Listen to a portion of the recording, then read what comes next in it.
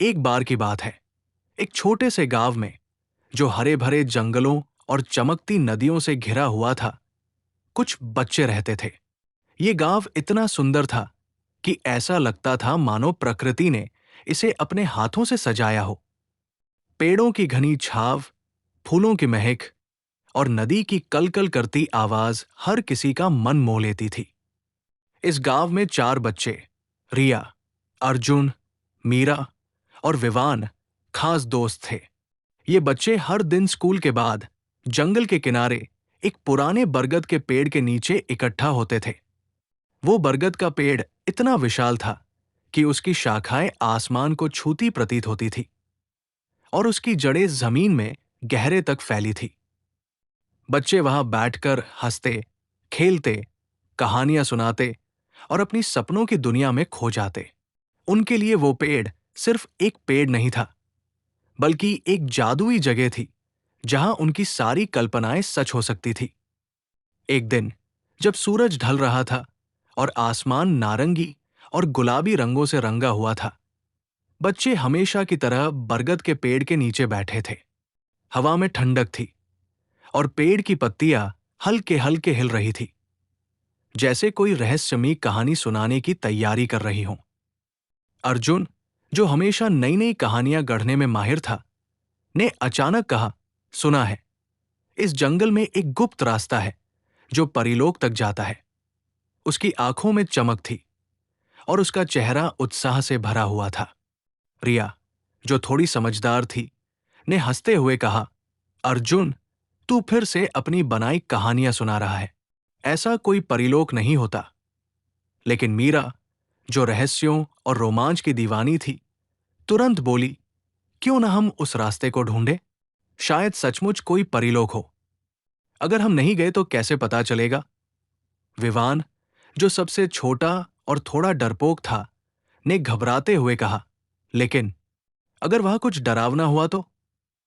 मीरा ने उसका हाथ पकड़ा और हौसला देते हुए कहा, डरो मत, विवान, हम सब साथ हैं, कुछ नहीं होगा। अर्जुन ने भी जोश में कहा, हां, चलो, ये एक बड़ा रोमांच होगा। और इस तरह चारों बच्चे जंगल की गहराइयों में चल पड़े। जंगल का रास्ता घना और रहस्यमयी था। पेड़ इतने ऊंचे थे कि उनकी शाखाएं आपस में मिलकर एक छत की तरह बनाती थी और सूरज की किरणें मुश्किल से जमीन तक पहुंच पाती थी। हवा में फूलों और मिट्टी की मिश्रित खुशबू थी। पक्षियों की चहचहाहट और पत्तियों की सरसराहट बच्चों के कदमों के साथ ताल मिला रही थी। कुछ देर चलने के बाद उन्हें एक पुराना, पत्थरों से बना रास्ता दिखा। रास्ते के दोनों ओर रंग बिरंगे फूल खिले थे, जो इतने सुंदर थे कि लगता था जैसे वे जादुई हों। लाल, पीले, नीले और बैंगनी रंगों के फूल हवा में हल्के हल्के झूम रहे थे, जैसे बच्चों को बुला रहे हों। रिया ने आश्चर्य से कहा, देखो, ये फूल तो जादुई लगते हैं। मैंने पहले कभी ऐसे फूल नहीं देखे। अर्जुन ने हिम्मत जुटाकर कहा, चलो, आगे बढ़ते हैं, शायद परिलोक यही कहीं है। रास्ता घुमावदार था और हर कदम पर जंगल और भी रहस्यमयी होता जा रहा था। पेड़ों की शाखाएं अब और सघन हो गई थी और हवा में एक मधुर सी सुगंध थी। बच्चों का उत्साह बढ़ता जा रहा था, हालांकि विवान अभी भी थोड़ा डरा हुआ था। वो बार बार पीछे मुड़कर देखता, जैसे कोई उसका पीछा कर रहा हो। मीरा ने उसका हाथ और कसकर पकड़ा और कहा, विवान, डरने की कोई बात नहीं। देख, कितना सुंदर है ये जंगल। कुछ देर और चलने के बाद रास्ते के अंत में उन्हें एक चमकता हुआ गोलाकार द्वार दिखा। द्वार सुनहरी रोशनी से जगमगा रहा था और उसके ऊपर छोटे छोटे तारे चमक रहे थे, जैसे कोई जादू बिखेर रहा हो। द्वार के चारों ओर लताएं थी, जिनमें छोटे छोटे फूल खिले थे, जो रात के अंधेरे में भी चमक रहे थे।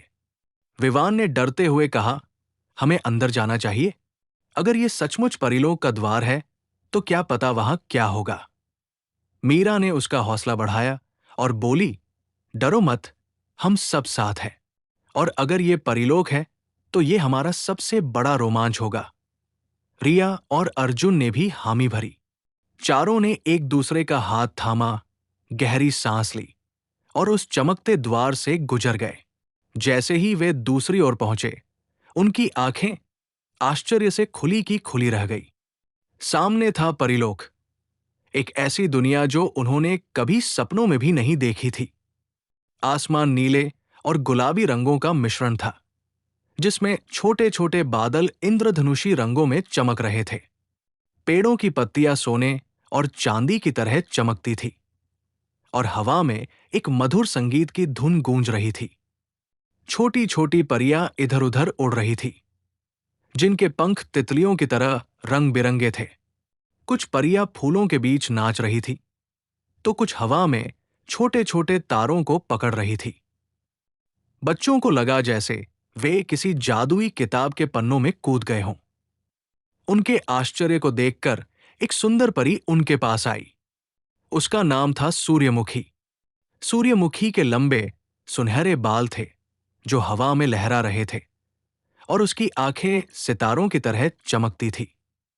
उसने एक गर्मजोशी भरी मुस्कान के साथ कहा, स्वागत है परीलोक में। तुम पहले इंसानी बच्चे हो जो यहां तक पहुंचे हैं। उसकी आवाज इतनी मधुर थी कि बच्चों का सारा डर पल में गायब हो गया। रिया ने उत्साह से पूछा, क्या हम यहां खेल सकते हैं? ये जगह तो सपनों से भी सुंदर है। सूर्यमुखी ने हंसते हुए कहा, बिल्कुल, लेकिन पहले तुम्हें कुछ खाना होगा। परीलोक का भोजन तुम्हें और भी मजा देगा।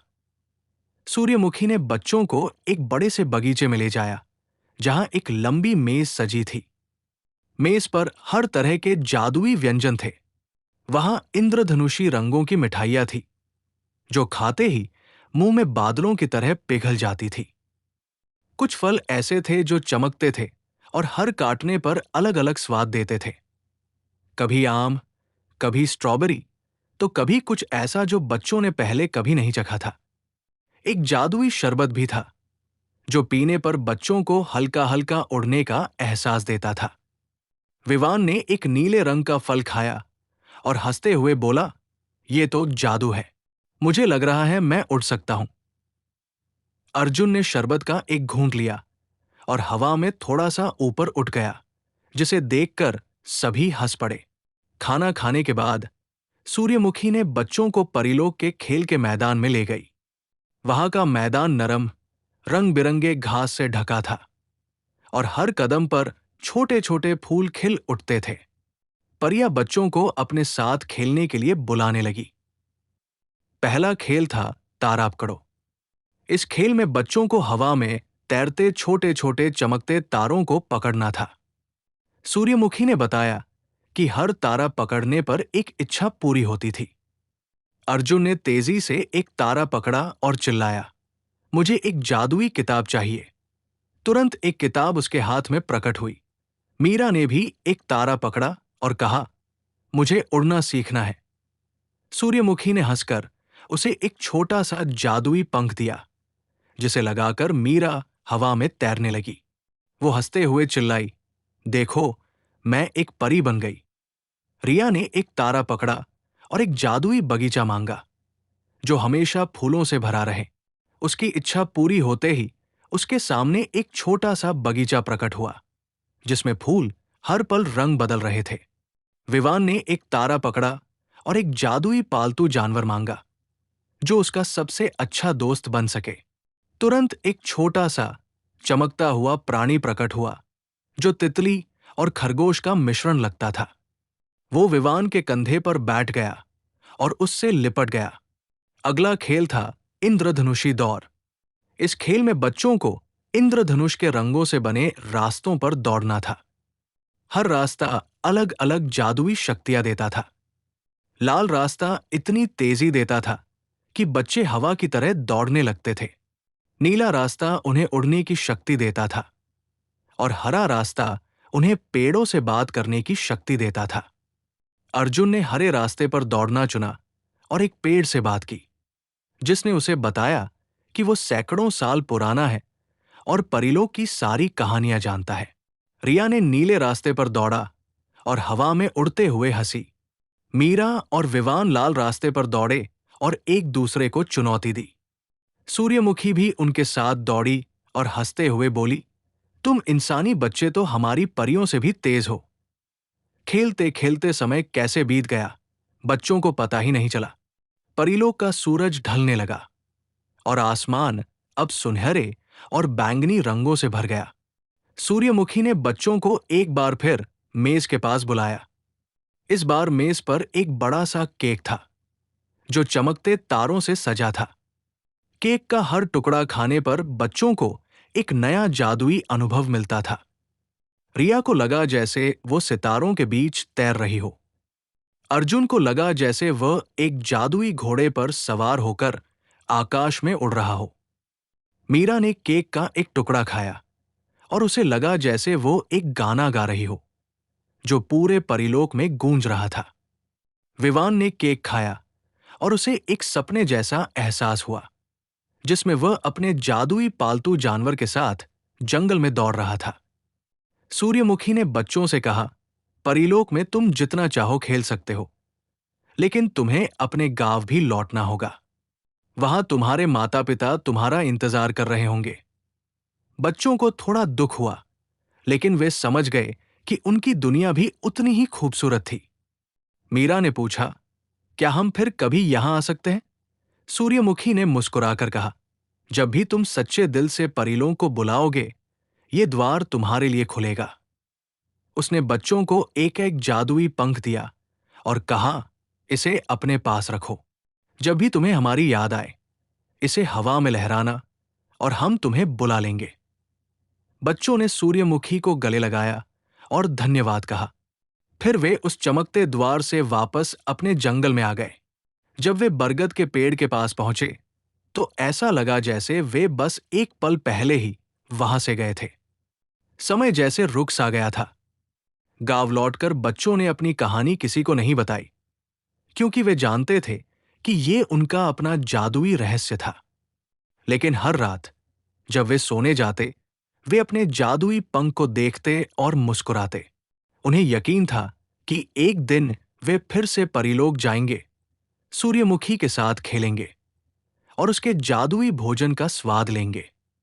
और इस तरह रिया, अर्जुन, मीरा और विवान की जिंदगी में एक नया रंग जुड़ गया, परिलोक का जादू, जो हमेशा उनके दिलों में बसता रहा। उनकी दोस्ती और गहरी हो गई और वे हर दिन उस बरगद के पेड़ के नीचे इकट्ठा होते, नई कहानियां बनाते और अपने जादुई रोमांच को याद करते। गांव के लोग अक्सर देखते कि ये चारों बच्चे हमेशा हंसते मुस्कुराते रहते थे, जैसे उनके पास कोई ऐसा रहस्य हो जो उन्हें हमेशा खुश रखता हो। और शायद ये सच भी था। ऐसी ही कहानी सुनने के लिए चैनल सब्सक्राइब करें।